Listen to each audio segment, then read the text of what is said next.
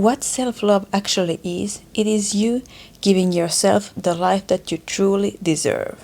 So many of us are not living up to our full potential because we don't really feel like we're worthy of that. We don't see our own worthiness, so we don't put the effort in to live the best possible life that we could live. If you think about self-love on a daily basis, it is doing acts of love towards yourself. It's doing good things for yourself, taking care of your body, mind, and soul in a way that feels aligned, in a way that feels good. But if we're talking about self-love on a deeper level, it comes down to what kind of life are you living? Are you giving yourself the life that you truly deserve? Or are you still playing small? Are you still thinking you're not worthy of all the good things in your life? Is there still something hindering you or keeping you from living the life that you truly want to live?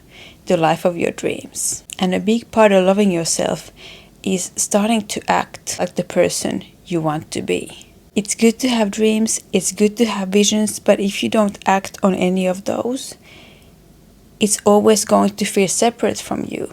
It's always going to feel like you have this dream life and then you have your current life, and there's a big gap between those two.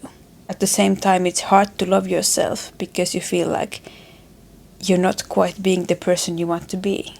So in this video, I want to share with you some practical steps I took that helped me start loving myself more and made my life so much better because I really feel in every cell in my being that I love myself now. But it wasn't always the case. So let me share with you how I made it to this point where I can truly, with the hand on my heart, say that I love myself.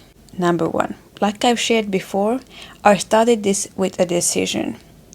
I started this by deciding that I no longer want to play small.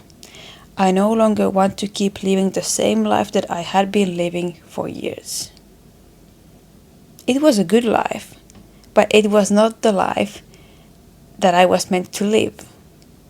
I knew there was so much more potential in me that I was not kind of unleashing. I was holding back a bit for different reasons. Some of them probably even unconscious reasons. So I decided that I'm just going to go all in my dream life, like into my dreams. What I actually did, I started to really affirm to myself this new identity. I started to talk to myself, think about myself, and just show up as her, as my dream self. And in the beginning it felt weird because I did not feel like I was that person. But that's why I started with affirmations. I just decided that I have a new truth, I have a new story now, I have a new identity now, and I started to just feed my mind new thoughts. And I would do this like many times a day, in the morning, in the afternoon, in the evening. In the beginning, I was super strict with myself and with my thoughts. I was like, I'm not gonna let one day pass when I don't say these things to me. When I don't say my affirmations, I'm gonna do it every single day to feed my brain with the best possible thoughts because the brain needs repetition. So that's what I started with. So I started with the decision to change my life and the affirmations because I knew that before I can see any changes in my physical reality, I have to believe and affirm it first. I have to feel like I'm this new person before I can see it. So starting with your mindset and your thoughts is step number 1. Step number 2 is actually doing something physical in your physical reality towards that person, towards your new self. So I would start dressing a bit different. I would start talking a bit slower sometimes. I would stop rushing. When I was walking somewhere, I would be like, okay, I have time. I live in abundance, I live a soft life, I live a happy life. There is no need for me to be rushing and walking super fast to wherever I was going. I can breathe, I can think, and I can talk a bit slower. I started eating more mindfully without my phone. I started to embody the person who lives a soft and easy life. Even though in my reality I was still doing a million things sometimes and I would feel like I have so much on my plate. But in my mind I would tell myself, I live a soft life. And then in small moments in my everyday life, I would act like that, so that my brain would start to believe that, oh, this person is actually living a soft life. I don't care how small the moments are, you can find small moments in your everyday life where you can practice embodying being the new person. And step number 3, whenever I felt like I'm falling off the wagon, or I'm taking a step back, or I am spiraling into like negative thoughts, I would just redirect my attention back to what I want to believe. Because when you start feeding your mind with these new thoughts and this new identity that doesn't feel like you in the beginning, your mind is going to like resist it. Your mind is going to try and find proof that you cannot be this new person. Your mind is trying to drag you down. And you just want to redirect your attention back to what really matters, what you want to believe about yourself. And you would have to do this redirecting of thoughts many times a day. So be prepared to kind of guard your thoughts and choose the thoughts you want to believe in. So step number 3, just redirect your thoughts every single time. As many times a day as you need to do it. So these 3 things.